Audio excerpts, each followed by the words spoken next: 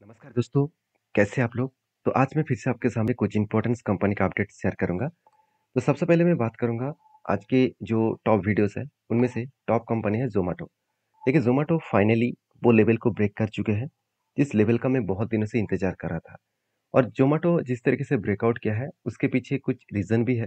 वो रीज़न आपको बताऊंगा। सबसे पहले ज़ोमैटो के ऊपर मैं प्रॉफिट एंड लॉस के बारे में एक बातचीत कहूंगा। देखिए प्रॉफिट एंड लॉस अगर मैं टीटीएम देखूँ, टीटीएम का मतलब है टिल टू मंथ। तो टिल टू मंथ देखूँ तो कंपनी की जो सेल्स है वो बहुत शानदार तरीके से ग्रोथ हुआ। और उसी तरीके से अगर कंपनी का नेट प्रॉफिट देखें तो जो बिग बिग लॉसेस कंपनी कर रहे थे वो लॉसेस एकदम नैरो हो गया। मतलब सिर्फ 12 करोड़ का लॉस ही रह चुके हैं। मतलब कंपनी जो क्वार्टर फोर का रिजल्ट पब्लिश करने वाले हैं वहाँ पे पहले से ही एक नजरिया और एक झलक देखने को मिला है कि कंपनी प्रॉफिटेबल पॉजिटिव में आएगा। तो कितना पॉजिटिव आएगा वो देखना जरूरी है, क्योंकि कंपनी के ऊपर जो 130 करोड़ के आसपास टोटल प्रॉफिट हुआ था, वो इस बार कितना प्रॉफिट होगा वो देखना बहुत इंपॉर्टेंस है। अगर इससे ज़्यादा हुआ तो कंपनी ठीक दिशा में जा रहा है, अगर इससे कम हुआ तो कंपनी में अभी भी दिक्कत है। क्योंकि देखिए कंपनी इतने टाइम से जो लॉस मेकिंग कंपनी था, वो धीरे धीरे करके 2 करोड़ से 36 करोड़ बना, उसके बाद 138 करोड़ बना। मतलब कंपनी धीरे धीरे खुद को रिप्रेजेंट किए, धीरे धीरे करके कंपनी खुद को ग्रोथ किया। तो एक अलग लेवल का कंपनी का जर्नी यहाँ पे देखने को मिले। तो net profit big positive situation में है। और इसी बेसिस में कंपनी का आगे बढ़ने के जो जो जो दिशाएं हैं वो देखने को मिल रहा है। जैसे कंपनीज के ऊपर एक अपडेट है, जो अपडेट मैं आपके साथ शेयर करूंगा। आप देख सकते हैं ICICI securities apps government growth view for India's Zomato. मतलब सरकार भी ग्रोथ कर रहा है, ग्रोथ के दिशा में है। तो उस बेसिस में आईसीआईसीआई सिक्योरिटी यही बता रहा है कि जोमेटो कंपनी फ्यूचर में एक अच्छा खासा ग्रोथ बनने वाला है, अच्छा खासा ग्रोथ देने वाला है।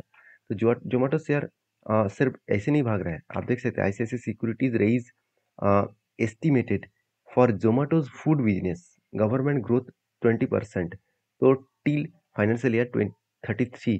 मतलब गवर्नमेंट यही टारगेट रखे है कि फाइनेंशियल ईयर 2033 में जो फास्ट फूड प्रोडक्ट है उसमें से जोमेटो का जो प्रोडक्ट है, वो जोमेटो जिस तरीके से बिजनेस कर रहे हैं उस बिजनेस में 20% के एवरेजली ग्रोथ होने वाला है। तो एक बहुत बड़ा अपडेट यहाँ पे दिया गया है, जिस अपडेट के कारण मुझे लग रहा है अच्छा खासा ग्रोथ होगा, क्योंकि ये भी बताया जा रहा है also hike quick delivery business. तो वो भी ब्लिंकिट जो इसी का ही एक सब्सिडरीज कंपनी है, उसका भी ग्रोथ होने वाला है। एस्टिमेट किया जा रहा है 29% के आसपास। तो जोमेटो का बिजनेस 20% के आसपास, ब्लिंकिट का बिजनेस 29% के आसपास ग्रोथ होने वाला है। तो सोचिए किस तरीके से एक धमाका इस कंपनी के ऊपर देखने को मिलेगा।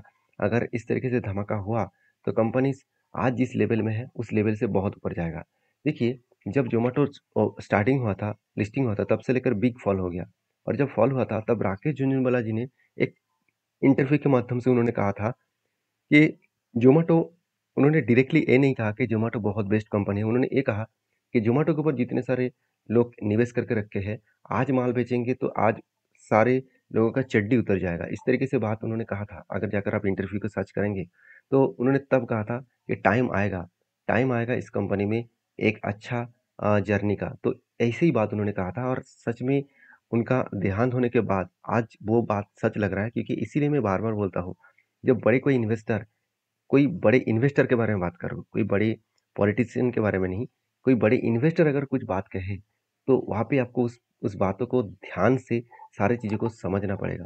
अगर आप समझ लिए तो सोचिएगा आप ठीक-ठाक दिशा में जा रहे हैं, क्योंकि उनके कहने में बहुत दम होता है, क्योंकि वो प्रेडिक्शन कर सकते हैं कि कौन सा कंपनी आज जिस तरीके से चल चल रहा है फ्यूचर में उससे ग्रोथ होने वाला है। उसी तरीके से जोमेटो देखिए फाइनली वो लेवल को ब्रेक किया है जिसका लाइफ टाइम हाई था। और फाइनली देखिए यहाँ पे एक बार ट्रेड बना था, उसका टारगेट बना। सेकंड फिर से यहाँ पे मैंने एक ट्रेड लिया, कुछ कप विद हैंड पैटर्न्स का ट्रेड है। तो कप विद हैंड पैटर्न्स बनने के बाद फाइनली यहाँ पे क्या हुआ, ब्रेकआउट हुआ। और ब्रेकआउट होने के बाद देखिए कंपनी क्या कर रहा है, कंपनी धीरे धीरे करके ऊपर जाने का कोशिश कर रहा है। और ऊपर गया तो कहाँ तक जा सकते हैं, मैं टारगेट लेकर चलो 300 रुपीज़ के आसपास। देखिए ये टारगेट कहाँ से निकल के आया, जो इसका कप विद हंड्रेड पैटर्न्स बना, ये जो कप का साइज है इसी साइज को मैंने मार्किंग किया और उसी बेसिस में मैंने टारगेट को यहाँ पे मार्किंग किया। तो देखिए ये मैं कोई आपको टारगेट नहीं दे रहा हूँ, ये मेरा खुद का ट्रेड है। जिस तरीके से ट्रेड बना उसको मैं आपके साथ शेयर कर रहा हूँ।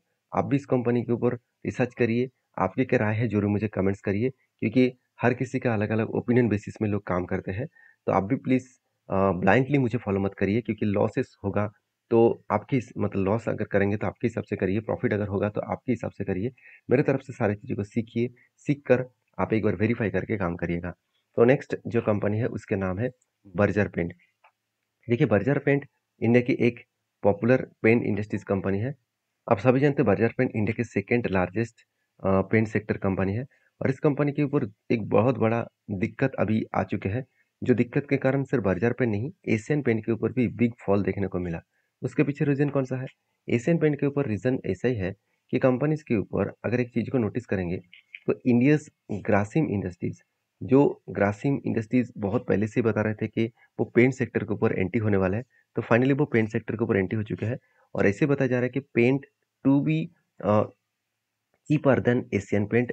तो एशियन पेंट से भी बहुत कम प्राइस में ग्रासिम जो इंडस्ट्रीज पेंट है वो वो कम दामों में खुद के प्रोडक्ट को बेच रहे हैं।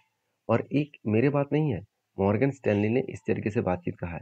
इसका मतलब है कंपनी के ऊपर एक अच्छा खासा हाई ग्रोथेबल सिचुएशन आपको देखने को मिल सकता है ग्रासिम इंडस्ट्रीज में, क्योंकि ग्रासिम इंडस्ट्रीज एशियन पेंट से भी कम दाम में बेच रहे हैं। हाँ, इसका मतलब ये नहीं है कि एशियन पेंट बंद हो जाएगा, वो खत्म हो जाएगा और बर्जर पेंट बंद हो जाएगा, खत्म हो जाएगा, ऐसे बिल्कुल नहीं। वो इतने दिनों से मार्केट प्लेयर है और इतने दिनों से मार्केट को वो कैप्चर करके रखे हैं। तो उनमें से थोड़ा सा तो बिजनेस में थोड़ा सा प्रॉब्लम आएगा, मगर वो लॉन्ग टर्म के लिए नहीं, लॉन्ग टर्म में फिर से इस कंपनी ग्रोथ कर पाएंगे। तो बर्जर पेंट के ऊपर जो लोग सोच रहे हैं कि कंपनी के ऊपर क्या करूँ, उसके लिए बता दूं, कंपनी में कोई भी कमियां नहीं है। कंपनी लगातार खुद के सेल्स को देखिए, खुद के सेल्स को किस लेवल में किस हद तक बढ़ा चुके हैं। एक्सपेंस को भी कंपनी मिटाया। उसके बाद नेट प्रॉफिट भी देखेंगे तो 253 से 200 और उसके बाद 300 करोड़ तक कंपनी पहुंच चुके हैं। तो एक अलग लेवल का प्रॉफिटेबिलिटी कंपनी का ग्रोथ देखने को मिले। और कंपनी की जो बैलेंस शीट है वो भी देखेंगे तो रिजर्व अलग लेवल में बढ़ता हुआ देखने को मिले। और बोरिंग्स भी कंपनी के ऊपर अच्छा खासा बोरिंग्स बढ़ता हुआ देखने को मिले। और कंपनी का जो टोटल इन्वेस्टमेंट है, मतलब CWIP में कंपनी अच्छा खासा इन्वेस्टमेंट भी किया। तो सारे पॉइंट जब बेस्ड है, उसके साथ साथ एज ए इन्वेस्टर भी उस कंपनी के ऊपर माल बेचने के लिए तैयार नहीं है, तो क्या वो कंपनी को बेकार कहना चाहिए? बिल्कुल नहीं। तो मैं तो इस कंपनी के ऊपर कंटिन्यू करूंगा। और हाँ, इस कंपनी के ऊपर जो पैटर्न बना था, फाइनली पैटर्न बनने के बाद ब्रेकआउट हुआ। वो पैटर्न कुछ इस तरीके से बना, एक कफ विद हैंड पैटर्न बना। और फाइनली ब्रेकआउट होने के बाद कंपनी नीचे भी आए। और देखिए वो कंपनी वही लेवल में काम कर रहा है जो इसका 200 डेज ईएमए है। और 200 डेज ईएमए के नीचे कंपनी ट्रेड करना स्टार्ट किया है। अगर करेक्शन हुआ तो 520 लेवल तक आने का चांसेस है, क्योंकि यही लेवल कंपनी के लिए एक स्ट्रांगली एक सपोर्ट के हिसाब से काम करेंगे। बाकी देखा जाएगा उस लेवल को टच करने के बाद वो कहाँ पे जा सकते हैं। तो आपकी क्या राय है इस कंपनी के ऊपर जरूर कमेंट्स करके बताना। नेक्स्ट जो कंपनी उसका नाम है आईडीएफसी फर्स्ट बैंक। देखिए आईडीएफसी फर्स्ट बैंक के कुछ दिनों से अगर मैं इसका टेक्निकली चार्ट पैटर्न सबसे पहले दिखा दूं, देखिए कुछ दिनों से कंपनी के ऊपर लगातार गिरावट का माहौल है। और कंपनी के ऊपर जो चार्ट बना है यहाँ पे आप देख सकते हैं, जिस तरीके से ऊपर साइड में वो टच किया तो यहाँ पे एक रेजिस्टेंस बना, फिर से देखिए यहाँ पे एक रेजिस्टेंस बना, फिर से यहाँ पे एक बार बना। तो बहुत बार इस रेजिस्टेंस को वो फेस करके आगे बढ़ रहा है। तो फाइनली वो नीचे आए, वो स्ट्रांगली जो इसका सपोर्ट था उसी लेवल को वो टच किए और यहाँ से वो बाउंस बैक करने का कोशिश करेंगे। तो कहने का मतलब है कि कंपनीज के ऊपर एक अच्छा खासा ब्रेकआउट होने के बाद एक अच्छा खासा ग्रोथ देखने को मिलेगा, क्योंकि कंपनी के ऊपर एक लंबा जर्नी लेकर मैं चल रहा हूँ। लंबा जर्नी का मतलब है कंपनी के ऊपर एक 2017 से लेकर कंपनी के ऊपर एक बिग कप बना, उसके बाद एक हैंडल बना। और इस कप के बेसिस में मैंने इस कप को मार्किंग किया, टोटल मार्किंग यहाँ पे किया। और उस बेसिस में कंपनी के ऊपर मैंने टारगेट को सेट किया। और टारगेट का जो सेट किया वो कहाँ तक है? 78%। 150 के आसपास इसका टारगेट मैंने सेट किया। तो ये टारगेट मैं आपको नहीं दे रहा हूँ, ये टारगेट मैं खुद लेकर चल रहा हूँ, क्योंकि मेरे पॉइंट ऑफ व्यू से मुझे लग रहा है आप 10 में जाएगा। आपके पॉइंट ऑफ व्यू से क्या लग रहा है, वो ऊपर जा पाएंगे कि नहीं जा पाएंगे, वो मुझे जरूर कमेंट्स करके बताना। और हाँ, आपने किस लेवल में खुद के रिसर्च के हिसाब से काम किया है वो भी मुझे कमेंट करके बता सकते हैं। तो आईडीएफसी बैंक के ऊपर मैं बुलिश हूँ, क्योंकि कंपनी का फाइनेंशियल डेटा बहुत शानदार है, जिसके चलते मैं इस कंपनी के ऊपर कंटिन्यू करने वाला हूँ। हाँ, अभी इतना गिरावट हुआ इसको देखकर मैं चौंकूंगा नहीं, क्योंकि इस तरीके से सिचुएशन बहुत बार होता रहता है। तो टाइम लगेगा फाइनेंस कंपनी में ग्रोथ होने में। तो बाकी आपके क्या राय है जरूर मुझे कमेंट्स करना। तो मैं कोई भी सेबी रजिस्टर्ड पर्सन नहीं हूँ कि मैं आपको कोई बाइक सेल का रिकमेंडेशन करूँ। काम करना है तो आपके जो एडवाइजर है उसके साथ बातचीत करके काम करिए। मिलते हैं नेक्स्ट वीडियो में, तब तक के लिए धन्यवाद।